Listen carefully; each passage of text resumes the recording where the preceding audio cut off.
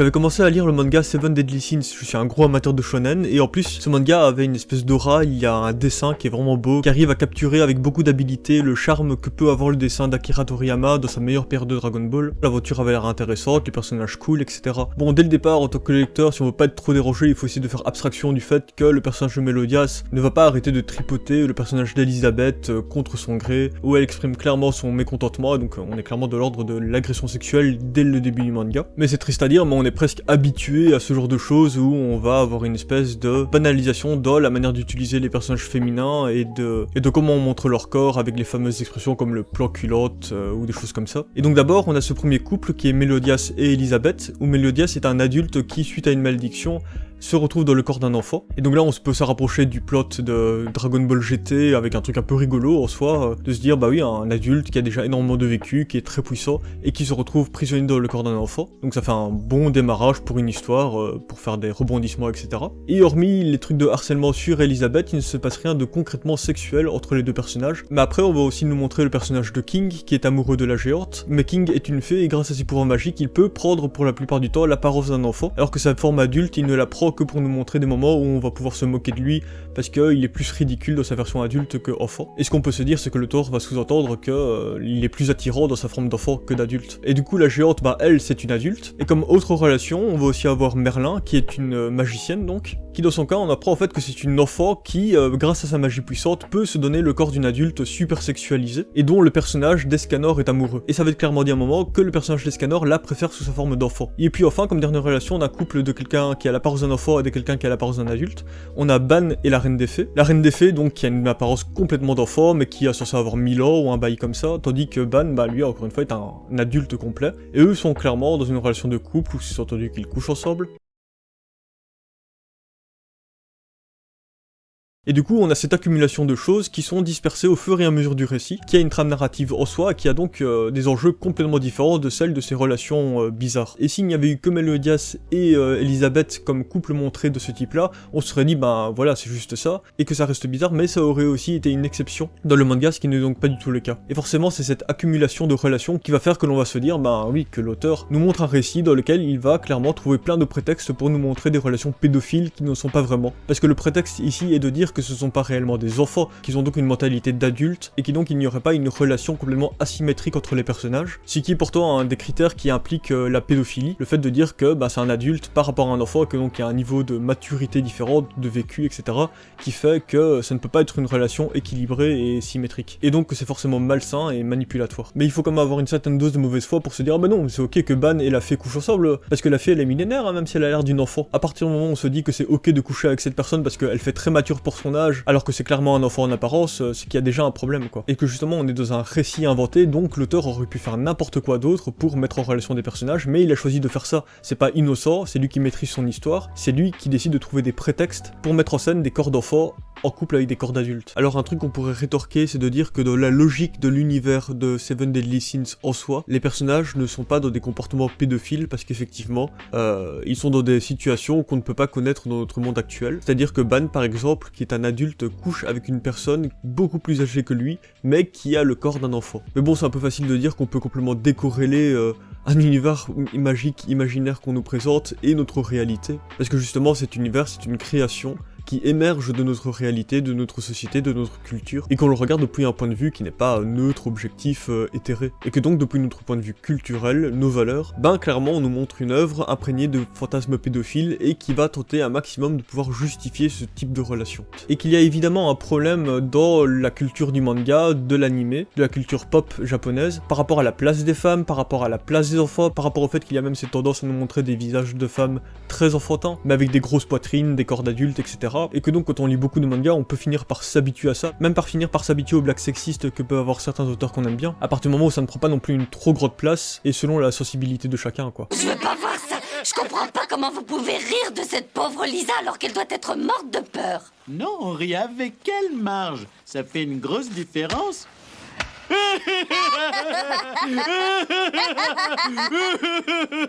Avec elle. Mais ce que je veux dire, c'est que ce serait trop facile de cantonner ça à une critique de ce que peut être la culture japonaise, alors qu'on ferait bien de balayer aussi devant sa porte et de se rendre compte qu'on baigne de manière globale dans une culture qui va être très complaisante avec les représentations pédophiles et cette tendance à vouloir sexualiser le corps des enfants et majoritairement des petites filles. D'ailleurs, Suzuki, l'auteur de ce manga, bon, il y a une forme de diffamation à dire qu'il serait pédophile. Je vais pas me risquer à dire ça, même si bon, chacun peut se faire son avis, mais bon, je trouve pas qu'il y a trop de doutes sur le fait que son manga est clairement une œuvre au mieux complaisante avec la pédophilie. Ce que je veux dire, c'est que c'est pas le seul auteur avec cette psyché-là à nous présenter des œuvres, et qu'on peut très bien avoir aussi des réalisateurs américains, comme Woody Allen, qui je rappelle s'est marié avec sa fille adoptive, et a cette espèce d'obsession dans ses films de mettre en scène des couples de très jeunes femmes avec des hommes beaucoup plus âgés. Ce qui dans le cas de ces films ne sont pas vraiment de la pédophilie, mais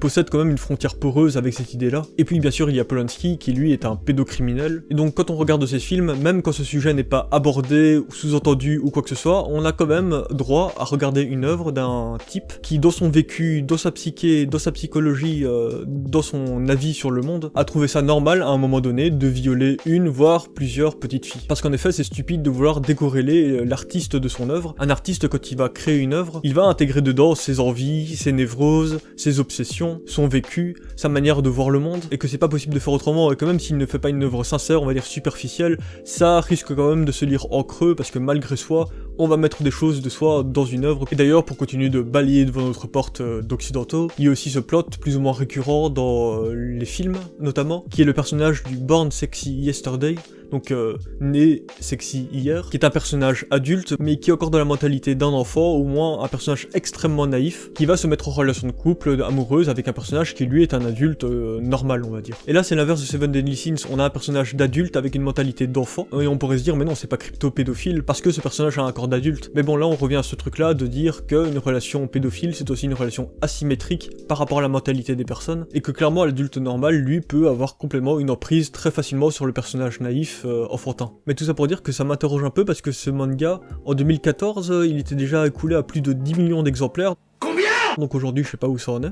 Mais c'est un manga vraiment à succès, quoi. Que ce soit dans les pays anglophones, ici, francophones ou au Japon. Et comme renseignant, j'ai vu qu'il y avait quelques threads, genre sur jeuxvideo.com, qui s'interrogeaient sur ce truc-là. Mais vite fait, quoi. Ça interroge pas plus que ça. D'avoir un manga à succès qui s'inscrit dans le shonen neketsu, donc dans la tradition de Dragon Ball, de One Piece, etc. Ou aussi dans les shonen neketsu, bah la virilité, c'est vraiment une valeur qui est au centre de tous les récits. Avec tout ce que ça peut avoir de positif et aussi de négatif. Et donc c'est pas étonnant de voir aussi émerger des valeurs de masculinité toxique à travers ce genre de récit, même si moi je me pose quand même en défenseur du shonen neketsu. J'en parle notamment dans mes vidéos sur Promise Neverland, sur My Hero Academia, que les shonen montrent aussi des belles histoires avec des valeurs positives, des personnages qui sont dans le dépassement de soi, qui peuvent se battre pour des magnifiques idéaux, qui peuvent faire preuve d'une empathie infinie envers leurs adversaires, et que donc c'est loin d'être parfait les shonen, mais c'est aussi le reflet de notre société. Mais ici dans ce manga, c'est tellement imprégné, c'est tellement dans l'essence du truc, que je trouve ça étonnant que ça soit aussi accepté et que ça passe aussi bien de proposer une œuvre comme ça. Et que personnellement, bon, j'incite pas à la censure, je peux être intéressé aussi par voir des visions de personnes, dans la légalité, hein, mais des visions de personnes qui sont différentes de moi, qui peuvent me déranger,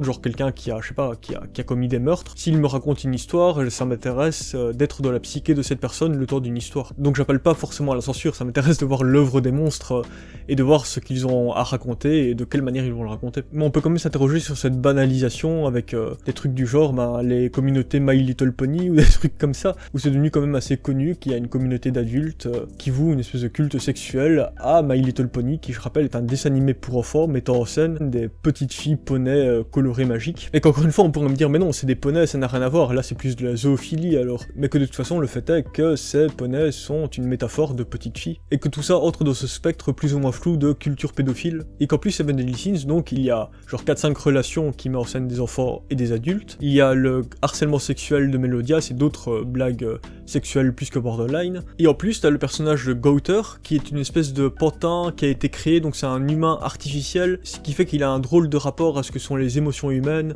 il voit ça de manière très froide, et il est dans une espèce d'apprentissage de ce qu'est être un humain, ce qui fait qu'il peut être extrêmement maladroit dans ses relations, et il a aussi une espèce de pouvoir de manipulation des esprits, ce qui va l'amener, toujours dans sa recherche de comprendre les relations humaines, à aller manipuler l'esprit d'un chevalier, Gila, avec qui il va coucher, Et là on est clairement dans un viol, hein, tu manipules l'esprit de quelqu'un pour coucher avec, ça s'appelle un viol. Et une fois que ce fait-là éclate auprès des personnages, et donc ils apprennent tous ce que Gowther a fait, ils sont dans une espèce de banalisation complète, de pas du tout dramatiser, trouver que c'est vraiment grave. Et le pire c'est que le personnage de Gila va dire mais non t'inquiète pas, je comprends ce que tu as fait, tu as manipulé mon esprit, tu m'as violé, mais voilà, ça passe quoi, on va passer à autre chose. Un contre-argument pourrait être de dire que ce sont justement les 7 péchés capitaux, et que donc ces personnages sont déjà des persos ambigus et plus sombres qu'ils n'y paraissent de base, même si ce sont les héros de l'histoire. Mais bon, ils sont clairement présentés comme des héros, comme des bonnes personnes. Il y a juste Ban qui est le plus borderline du groupe, et Gowther qui lui n'est pas vraiment un humain. Ce sont des personnages qui vont sauver le royaume, qui vont sauver le monde à plusieurs reprises. Ils sont clairement montrés comme des bonnes personnes, qui sont des exemples à suivre, comme le sont les héros quoi. Alors dans ce manga, entre la pédophilie qui soigne de partout, la banalisation du viol, tant mieux je suppose pour ceux qui arrivent à faire abstraction du truc, mais moi ça m'a plus que dérangé pendant ma lecture, et j'ai pris un certain temps avant de me décider de faire cette vidéo, mais j'ai fini par arrêter le manga, je me suis juste renseigné davantage pour pouvoir faire cette vidéo et me rendre compte que j'avais pas fini avec le nombre de relations montrées